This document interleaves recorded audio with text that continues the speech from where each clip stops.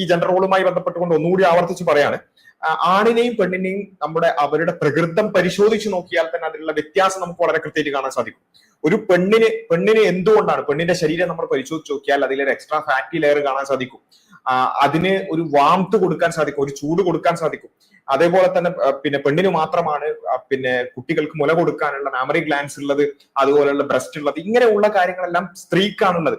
ആ പറഞ്ഞ റോൾ എന്ന് പറയുന്നത് പ്രകൃതിപരമായി തന്നെ പെണ്ണിന് മാത്രം ചെയ്യാൻ സാധിക്കുന്ന ചില റോളുകളാണ്. ഒരിക്കലും എത്ര നമ്മൾ തുല്യത എന്ന് പറഞ്ഞാലും ആണിന് ഒരിക്കലും ചെയ്യാൻ സാധിക്കാത്ത ചില റോളുകളാണ് പ്രകൃതിപരമായി തന്നെ പെണ്ണിനുള്ളത്.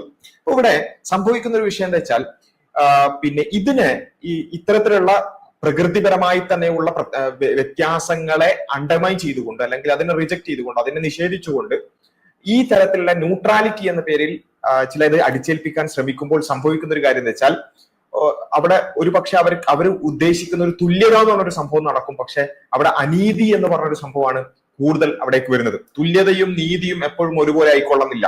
ചില സമയത്ത് തുല്യത എന്നുള്ളത് അനീതിയായി മാറിയേക്കാം. ഇങ്ങനെയുള്ള ഒരു അവസ്ഥയിലേക്ക് പലപ്പോഴും ഈ ജെൻഡർ റോളുകളുടെ പിന്നെ ഈ ഒരു ഷിഫ്റ്റിംഗ് സംഭവിക്കുന്നതിലൂടെ, ഇപ്പൊ ഇതിന്റെ അർത്ഥം എന്താണെന്ന് ചോദിച്ചാൽ, നേരത്തെ ഇവിടെ കാണിച്ച ആ ഒരു ടെക്സ്റ്റ് ബുക്കിലുള്ള കാര്യം, ഒരാണ് അടുക്കളയിൽ പിന്നെ പണിയെടുക്കുക.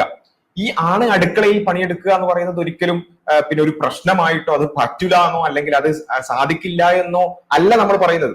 ആണ് അടുക്കളയിൽ പണിയെടുക്കുക എന്നുള്ളത് അതിപ്പം വലിയൊരു പരിഷ്കാരമായി ആർക്കെങ്കിലും തോന്നുന്നുണ്ടെന്നുണ്ടെങ്കിൽ മഹാനായ റസൂൽ കരീം സല്ലല്ലാഹു അലൈഹി വസല്ലമയുടെ വീട്ടിനകത്തേക്ക് നമ്മൾ പോയി നോക്കിയാൽ അവിടെ കാണാൻ സാധിക്കുന്നത്, വീട്ടിലേക്ക് വന്നാൽ അവിടെ അടുക്കളയിൽ ഭാര്യമാരോട് ഒപ്പം അടുക്കളയിൽ ചെലവഴിക്കുകയും ബാങ്ക് കൊടുത്താൽ അത് നിർത്തി പള്ളിയിലേക്ക് പോവുകയും ചെയ്യുന്ന ഒരു പ്രവാചകനെയാണ് നമുക്ക് കാണാൻ സാധിക്കുക. അങ്ങനെയുള്ള ഒരു കാര്യത്തെക്കുറിച്ചല്ല ഇവിടെ സംസാരിക്കുന്നത്. മറിച്ച് കംപ്ലീറ്റ്ലി ഈ പറഞ്ഞ റോളുകളെല്ലാം ന്യൂട്രൽ ആക്കിക്കൊണ്ട് യാതൊരു തരത്തിലും ആണിന്റേത് പെണ്ണിന്റേത് എന്ന് പറയുന്ന റോളുകൾ ഇല്ലാത്ത ഒരു അവസ്ഥയിലേക്ക് മാറ്റുക. അതിൽ ഏറ്റവും പ്രധാനമായി സംഭവിക്കാൻ പോകുന്നത് വെച്ചാൽ ഈ സാമ്പത്തികമായ ഉത്തരവാദിത്വത്തിന്റെ റോളുകളിലുള്ള ഷിഫ്റ്റിംഗ് ആണ്. അവിടെ പൊതുവെ തന്നെ ചരിത്രപരമായി പരിശോധിച്ചു നോക്കിയാൽ തന്നെ മനുഷ്യനെ നമുക്ക് കാണാൻ സാധിക്കുന്നത് സാമ്പത്തികമായ ഉത്തരവാദിത്തം അത് പുരുഷന്റെ മേൽ ബാധ്യതയായിക്കൊണ്ടാണ് എല്ലാ സമൂഹങ്ങളിലും നമുക്ക് കാണാൻ സാധിക്കുന്നത്. അത് പുരുഷന്റെ ജെൻഡർ റോളാണ്. അത് പുരുഷന്റെ റോളാണ്. പുരുഷൻ നിർബന്ധമായി ചെയ്യേണ്ട ഒരു കാര്യമാണ്. അതിനർത്ഥം സ്ത്രീ അധ്വാനിക്കരുതെന്നോ സ്ത്രീ ഏതെങ്കിലും തലത്തിൽ ജോലിക്ക് പോകരുതോ എന്ന് അല്ല. സ്ത്രീക്ക് അധ്വാനിക്കാം, ജോലിക്ക് പോകാം. പക്ഷേ അത് ബാധ്യതയായി നിൽക്കുന്നത് അത് പുരുഷന്റെ മേലാണ്.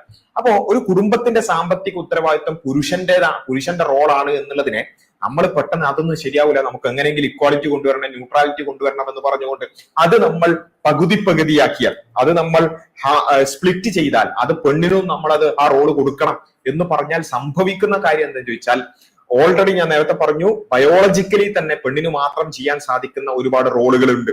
ആ റോളുകളുടെ മുകളിലേക്ക് ഈ പിന്നെ ഇത്തരത്തിലുള്ള അന്യായമായി അവരിലേക്ക് അടിച്ചേൽപ്പിക്കുന്ന റോളുകൾ കൂടി വരികയാണ്. ഇവിടെ സംഭവിക്കുന്നത് വെച്ചാൽ സ്ത്രീക്ക് അനീതി സംഭവിക്കാണ്, സ്ത്രീയുടെ മേൽ അനീതി സംഭവിക്കാണ്.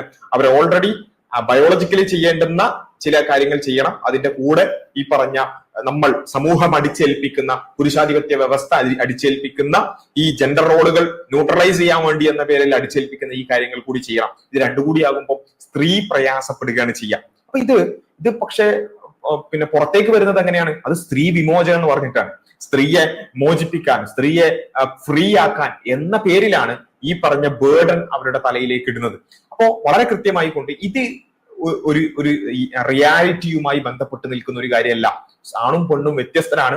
ആ വ്യത്യസ്തതയെ പരിഗണിച്ചുകൊണ്ട് തന്നെയുള്ള റോളുകൾ അത് കൃത്യമായി അവിടെയാണ് ഇസ്ലാമിന്റെ ഒക്കെ ഒരു പ്രസക്തി. അവിടെയാണ് മനുഷ്യനെ സൃഷ്ടിച്ച ആണിനെയും പെണ്ണിനെയും സൃഷ്ടിച്ച ആണിന്റെയും പെണ്ണിന്റെയും പ്രകൃതിപരമായ വ്യത്യാസങ്ങൾ വളരെ കൃത്യമായി അറിയാവുന്ന പടച്ചോൻ എന്താണ് നിർബന്ധിതമായും ആണും പെണ്ണും ചെയ്യേണ്ടുന്ന റോൾ എന്ന് പറഞ്ഞു തന്നിട്ടുണ്ട്.